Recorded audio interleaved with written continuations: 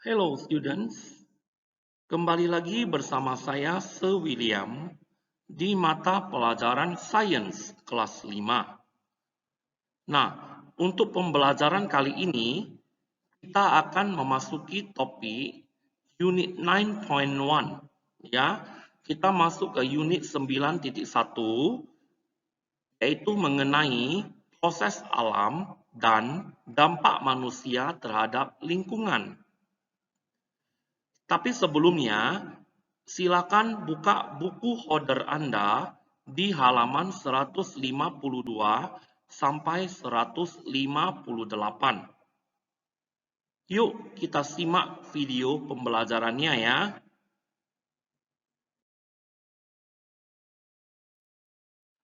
Nah, murid-murid, minggu lalu kita sudah memasuki topik tentang lingkungan alam. Ya. Nah, tentunya murid sudah pada tahu apa saja yang termasuk di lingkungan alam. Nah, untuk kali ini saya akan menjelaskan tentang dampak bagi lingkungan alam itu. Ya. Nah, dampak bagi lingkungan alam itu terdapat banyak sekali. Saya akan jelaskan satu persatu. Dimulai yang pertama itu tentang global warming and climate change. Ya, yang artinya pemanasan global dan perubahan iklim. Nah, di sini saya akan jelaskan satu persatu ya. Saya akan jelaskan dulu tentang global warming. Apa sih itu global warming? Ya. Nah, global warming atau pemanasan global adalah peningkatan suhu permukaan bumi secara global. Ini disebabkan adanya efek rumah kaca atau greenhouse effect. Ya. Nah, contoh pembakaran lahan, asap kendaraan bermotor, pembakaran sampah, dan lainnya. Ini yang akan menyebabkan pemanasan global.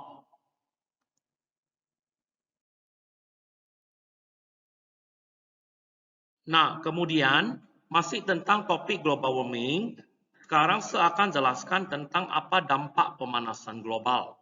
Ya, nah yang pertama, suhu bumi semakin meninggi atau meningkat. Ini berdampak pada kenaikan volume air laut. Yang kedua, itu lapisan ozon menipis. Yang ketiga, menyebabkan punahnya sejumlah spesies hewan serta tumbuhan. Yang keempat, terjadinya perubahan iklim yang ekstrim di berbagai wilayah di bumi. Yang kelima, ini bisa mempengaruhi kesehatan makhluk hidup. Ingat, pemanasan global itu sangat rentan dan berakibat pada kesehatan kita. Ya, nah inilah dampak-dampak pemanasan global. Nah, sekarang kita akan masuk ke topik climate change atau perubahan iklim. Nah, apa sih itu perubahan iklim? Ya, perubahan iklim adalah berubahnya kondisi fisik atmosfer bumi. Ya, nah, ini ya seperti ini ya, bisa berubah-berubah itu namanya perubahan iklim. Ya, nah, apa sih dampak perubahan iklim? Yang pertama, tentunya pasti terjadinya pemanasan suhu bumi. Ya, yang kedua, kenaikan batasan air laut. Ketiga, terjadinya banjir dan badai. Nah, ini sangat berpengaruh ke iklim. Ya, bisa dimengerti ya, murid-murid. Nah, kemudian saya akan masuk yang kedua, yaitu proses alami yang membentuk bumi. Ya, nah, gunung menjadi bukit, dataran rendah terisi, dan bukit menjadi tanah datar. Inilah proses alami yang membentuk bumi. Kemudian bisa berupa batuan yang lebih lunak, seperti batu pasir, terkikis lebih cepat daripada batuan yang lebih keras seperti granit. Ya. Nah, di sini saya akan jelaskan ada 3 penyebab penting erosi di sini ya. Yang pertama itu mengenai water erosion atau erosi air. Ya. Nah, inilah erosi air. Erosi air disebabkan oleh air hujan yang mengalir, menuruni bukit, membawa potongan-potongan tanah dan batu ke sungai. Ya, nah, kemudian air yang mengalir deras mengikis tepian sungai untuk menciptakan lembah yang lebih besar. Nah, kemudian yang kedua yaitu mengenai wind erosion atau erosi angin. Ya, nah, kira-kira murid pernah dengar gak tentang erosi angin itu? Erosi angin itu seperti apa? Ada yang tahu nggak? Nah, ini ada lihat ya, ada contoh gambar tentang erosi angin. Ya, nah, erosi angin membawa debu dan pasir dari satu tempat ke tempat lain, terutama di daerah kering. Ini menciptakan bukit pasir besar di beberapa daerah. Di daerah lain, batuan terkikis dari formasi batuan yang dramatis. Nah, kemudian kita masuk yang ketiga, yaitu soil erosion atau erosi tanah. Ya, nah sebelumnya saya akan jelaskan dulu apa pengertian dari erosi. Tentunya mungkin murid sudah pada tahu ya. Nah, erosi adalah salah satu hal yang bisa mempengaruhi lingkungan kita secara alami. Itulah pengertian dari erosi. Ya, nah ini ya contoh gambar erosi tanah. Ya, nah tindakan manusia yang memperparah atau mempercepat proses erosi adalah salah satunya adalah penggundulan hutan untuk membangun kawasan pemukiman ataupun peternakan.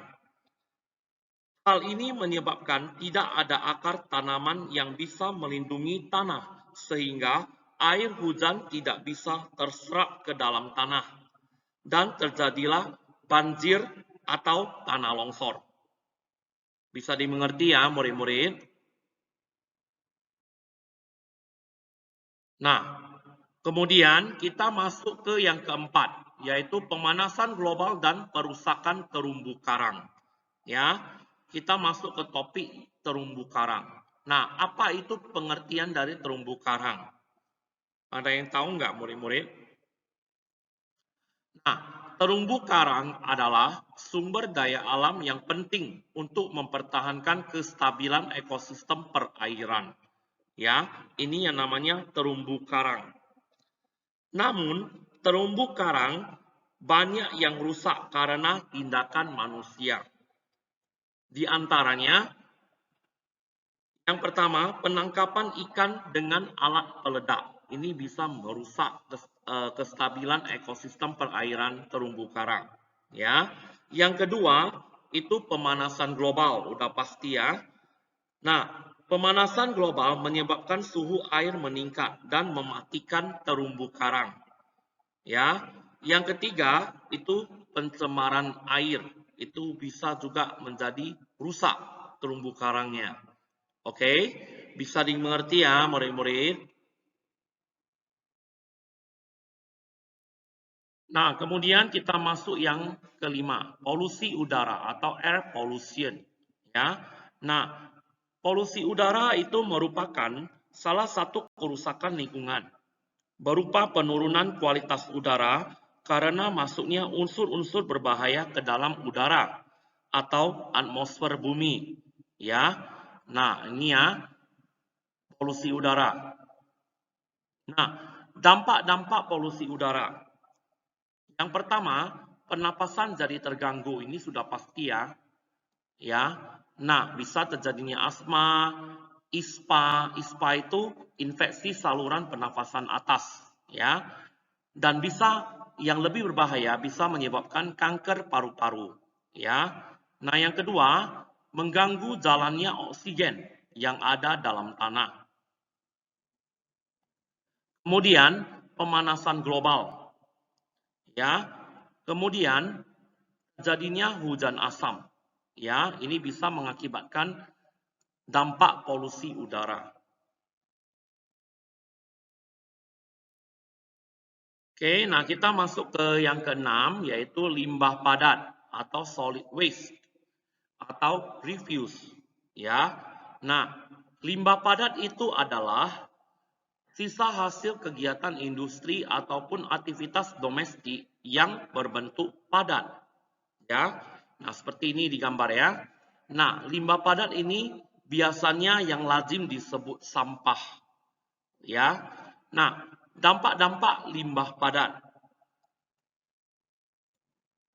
Dampak limbah padat biasanya semakin terasa saat limbah tersebut membusuk.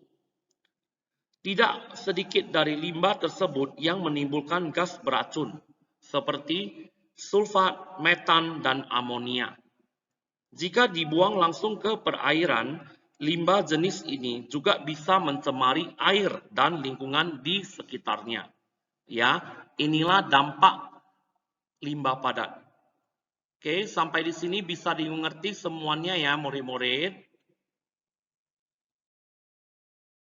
Oke, demikianlah video pembelajaran untuk hari ini tentang topik lingkungan alam dan dampaknya.